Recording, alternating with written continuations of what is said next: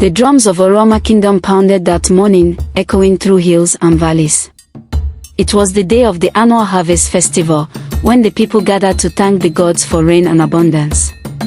The palace courtyard shone with color, red, yellow, and indigo wrappers swayed in rhythm as maidens danced, their anklets jingling like laughter.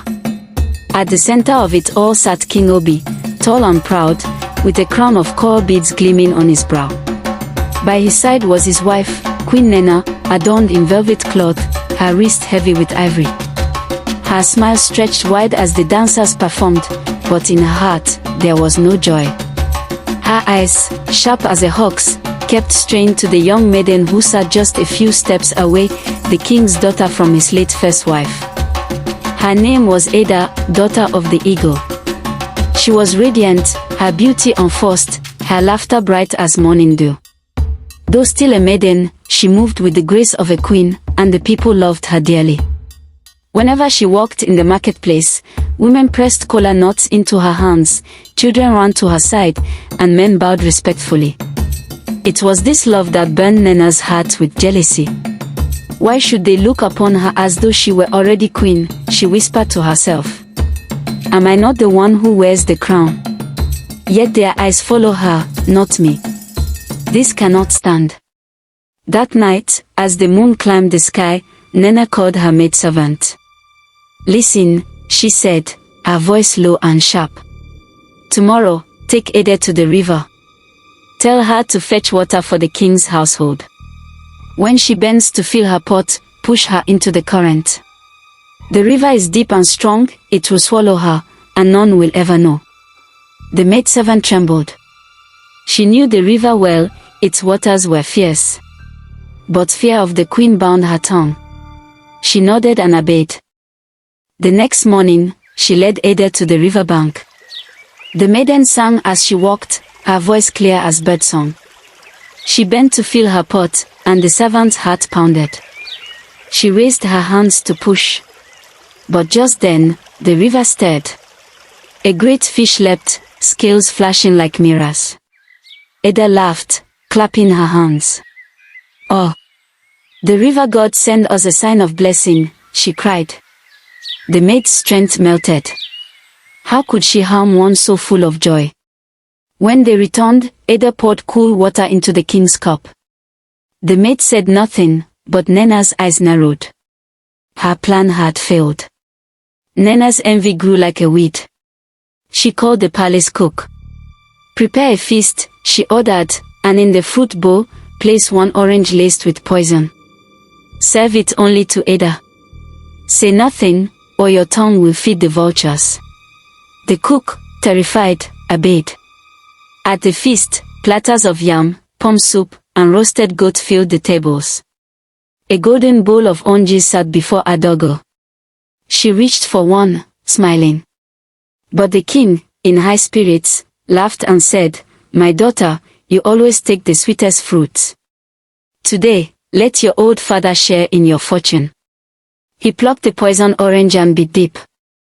The queen's heart leapt, surely the gods had betrayed her. But before dread could choke her, a miracle happened. The orange, though bitter on her tongue, turned sweet in the king's mouth.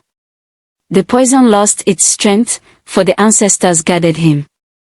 Oh, what sweetness, the king exclaimed. He handed another orange to Ada, who ate and laughed. Nena clenched her fist beneath her wrapper. Again, the girl lived. At last, Nena went to consult a dark dibia, a sorcerer who lived deep in the forest, feared for his rituals. His hut stank of blood and herbs. Skulls dangled from the trees around it. Mother of envy, he croaked, his eyes like glowing embers. Why do you come? I want the girl dead, Nena hissed.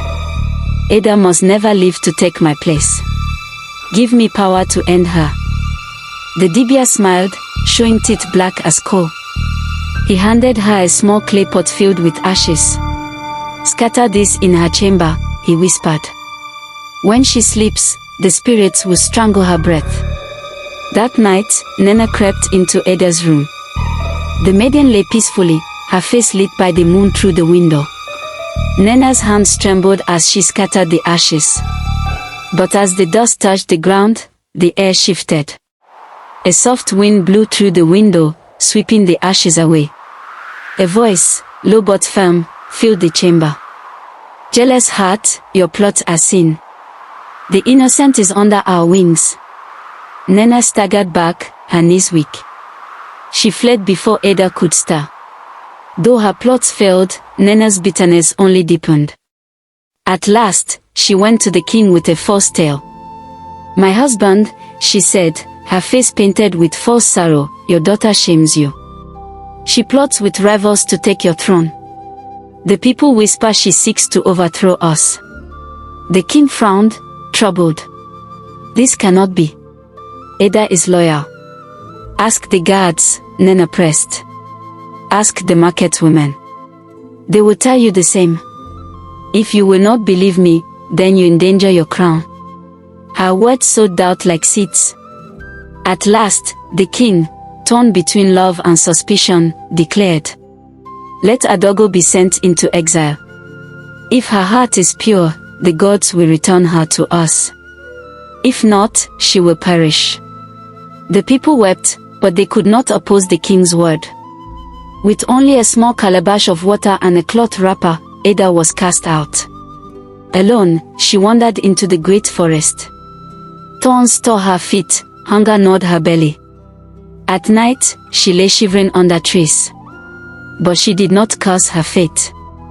She prayed, calling on her late mother, on the gods, on the spirits of the land.